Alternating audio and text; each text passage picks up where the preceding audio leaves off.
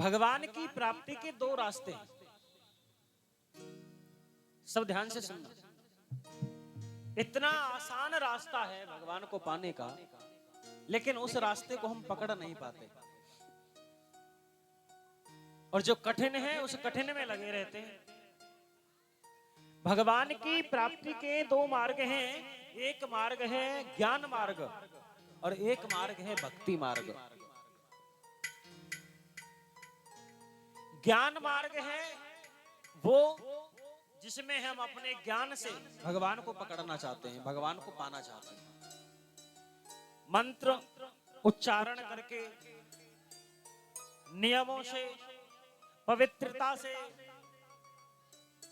और ऐसे नहीं करना, ऐसे नहीं करना, ऐसे नहीं करना, इन बातों से हम भगवान को अपना बनाना चाहते हैं। और आजकल मोस्टली 90% लोग इन्हीं बातों में उलझे पड़े हैं।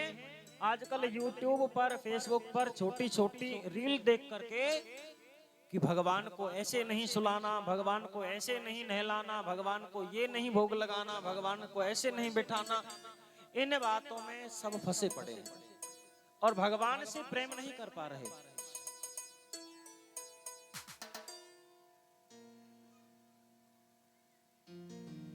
लेकिन दूसरा रास्ता बहुत आसान है जिसे भक्ति मार्ग कहा गया है।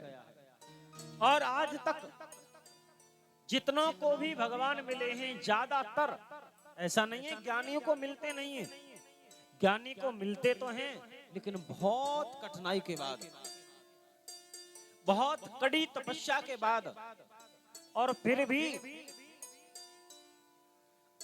आखिरी समय तक, भगवत प्राप्ति तक वो अपने रास्ते से कहीं असफल ना हो जाए तब मिलते हैं। बात समझ में आ रही है? ज्ञानी अपने मार्ग से विचलित ना हो जाए तो मिलते हैं। जैसे पूरी साल बच्चा मेहनत करता है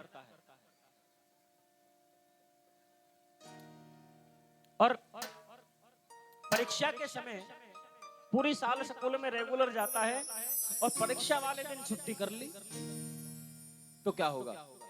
फेल होगा कि नहीं होगा? उसी तरह ज्ञानियों का काम है।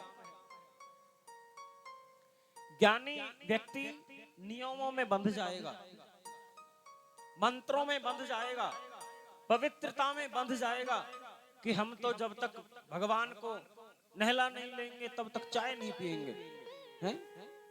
हम जब तक नहाएंगे नहीं तब तक भजन नहीं करेंगे। अब नहाओ ना तुम 10 दिन, तो भजन नहीं करोगे।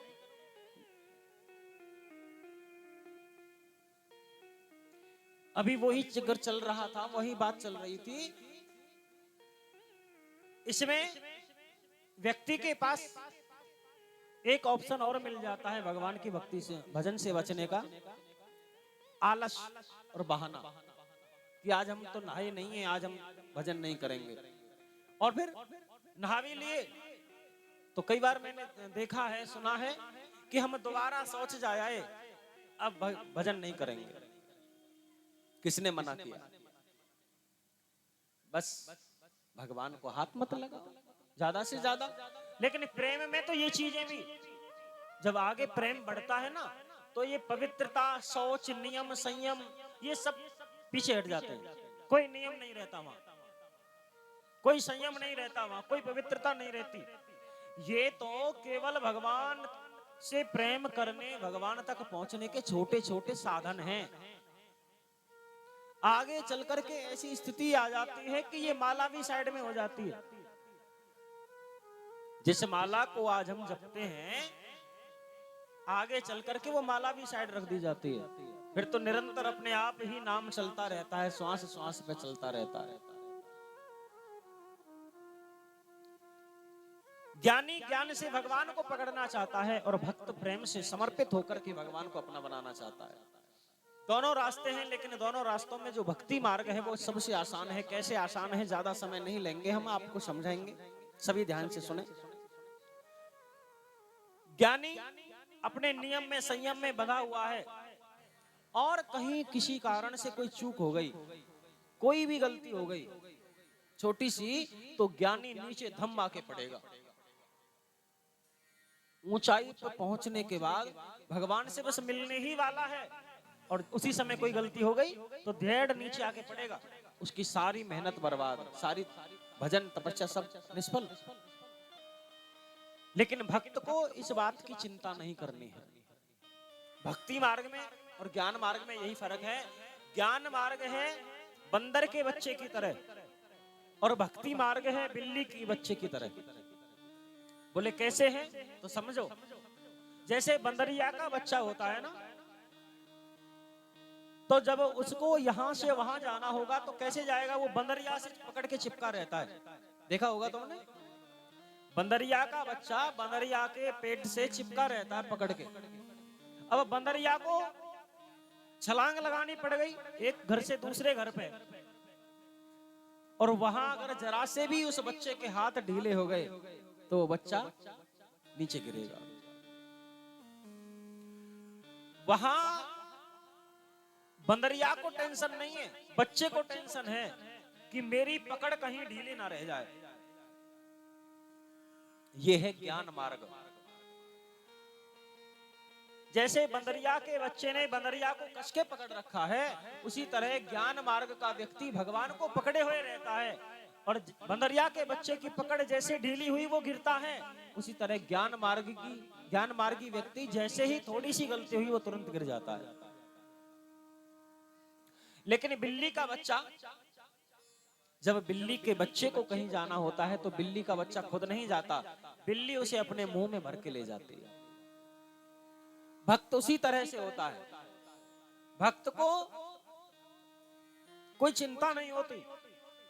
भक्त तो दोनों हाथ उठा के भगवान के सामने समर्पण कर चुका होता है। भक्त तो यही कहता है, जहां ले चलोगे वहीं में चलूंगा, जहां नाथ रख दोगे वहीं में। ये भक्त की दशा है। और भक्त को बिल्ली के बच्चे की तरह चिंता नहीं है। बिल्ली के बच्चे को कहीं आना जाना है तो बिल्ली लेकर के जाएगी मुंह में, बिल्ली को चिंता रहेगी। और एक चीज और है, जिन्हें नुकीले दांतों से बिल्ली चूहे को चीर फाड़ कर देती है, उन्हीं दांतों से अपने बच्चे को भी उठाती है, लेकिन एक खरोंच तक नहीं आ पाती। इसी तरह भगवान अपने भक्त की रक्षा करता है। भगवान अपने भक्त को ऊंचाइयों तक ले जाता है, अपने तक बुला लेता है। भक्त को चिंता करने की जरूरत नहीं है। तो भैया, ज्ञानी बनने में फायदा नहीं है, भक्त बनने में फायदा है। भक्त बनकर के भगवान को जल्दी प्राप्त कर जाओगे, और ज्ञानी बनकर के क्या पता प्राप्त हो या ना हो। इसलिए जिनकी भी बात समझ में आ रही है वो आज से ज्ञानी बनना तो बिल्कुल छोड़ दो, ज्ञानी मत बनो,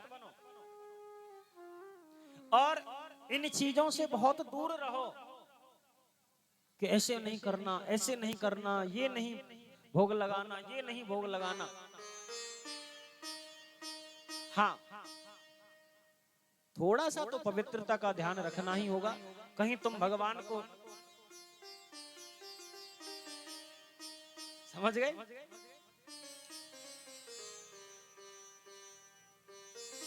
हाँ, समझदारों के लिए इशारा ही काफी है। कहीं तुम सोचो पति देव की बोतल रखी है, थोड़ा सा भगवान को भी भोग लगा दो, तो वहां तो थोड़ा सी सावधानी तो रखनी है। तो भक्त बनने का फायदा है, ज्ञानी बनने में फायदा नहीं है। और आजकल जो सोशल मीडिया पर ये वीडियो आती है ना, बहुत डराते हैं वीडियो लोगों को। अगर घर में लड्डू गोपाल है तो ऐसे मत करना, नहीं बर्बाद हो जाओगे। अगर घर में लड्डू गोपाल है तो ये मत खिलाना, नहीं ऐसा हो जाएगा। इन वीडियो को स्किप कर दिया करो, देखा ही मत करो। ये हमारी भक्ति में बाधा है, ये वीडियो हमारे प्रेम में बाधा है, ये वीडियो। गोपियों ने कब देखा? गोपियां तो गोबर उठाती उठाती भी कृष्ण कृष्ण करती थी।